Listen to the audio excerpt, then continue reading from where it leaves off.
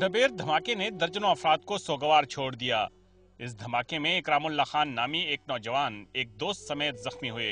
वो अपने आप को इसलिए भी खुशकिस्मत समझते हैं कि इस खुदकश हमले में उसकी और उनके दोस्त की जिंदगी बच गई।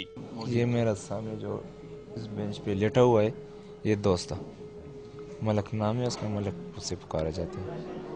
और ये जनाजे की जो नमाज है वो पढ़कर लोग चले गए। लीडिंग अस्पताल पेशावर में जेर इलाज इस नौजवान को ये नहीं मालूम कि उसके एक भाई कांस्टेबल जेवर खान इंतहाई निगहदाश्त की वार्ड में मौत हयात की कशमकश में है। इसी वार्ड में इनके एक और चचाजाद भाई की हालत भी नाजुक बताई जा रही है, जबकि इकरामुल्लाह खान को ये भी नहीं पता कि इनके वालिद अहमद खान इसी धमाके में दुनिया से कूच कर गए हैं। इकरामुल्लाह खान को इस बारे में किसी किस्म की मतलब कि ये नहीं है कि इसको पता है कि मेरा बाप फौत हो गया है या मेरा भाई जख्मी है। इकरामुल्लाह खान का खानदान जहां सख्ते के आलम में है, हुक्मरान मजीद कुर्बानियों की बातें करते हुए सुनाई दे रहे हैं। जानों का नजराना दिया है, मजीद देंगे लेकिन दबेंगे नहीं, पीछे हटेंगे नहीं, ये जिहाद जारी रखेंगे।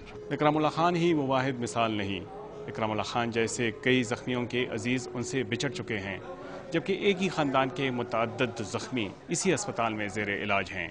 कैमरामैन बिलाल अहमद के साथ मुमताज बंगश, डॉन न्यूज़, पेशावर।